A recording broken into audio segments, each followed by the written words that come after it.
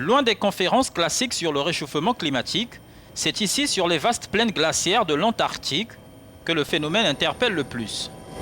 Les scientifiques observent avec le plus grand étonnement la fonte des glaces due au réchauffement climatique à un rythme qui défie toute prévision. David Holland, chercheur à l'Université de New York, est l'un d'eux. À LM, il a constaté que l'un des glaciers du Groenland, qui se retirait le plus rapidement, avait rétréci d'environ 10 km depuis 2005. C'est donc le glacier d'Elheim, loin à ma droite, devant le mélange, se trouve le fjord d'Elheim. Et ce glacier a reculé d'une dizaine de kilomètres depuis une dizaine d'années de cette position, loin à ma gauche, à l'endroit où vous le voyez aujourd'hui.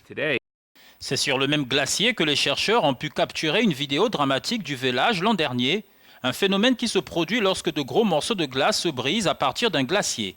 Dans la vidéo, qui a été accélérée 20 fois ici, on peut observer de minces sections appelées bergs de pinacle s'écrasant dans la mer. Vu de l'espace, le spectacle est effrayant. Ces préoccupations se manifestent alors que les militants du climat interpellent les dirigeants mondiaux à faire davantage pour réduire les émissions de carbone, comme c'était le cas lors de la COP25 à Madrid, où la militante suédoise de 16 ans, Greta Thunberg, a attiré l'attention sur les risques d'une hausse des températures mondiales au-dessus de 1,5 degré Celsius. Et pourquoi est-il important de rester en dessous de 1,5 degré? Parce que, même dans une certaine mesure, des gens meurent de la crise climatique. Parce que c'est ce que demande l'Organisation des Nations Unies pour la science, afin d'éviter de déstabiliser le climat et d'avoir la meilleure chance possible d'éviter des réactions en chaîne irréversibles telles que la fonte des glaciers, la glace polaire et la fonte du permafrost arctique. Chaque fraction de degré compte.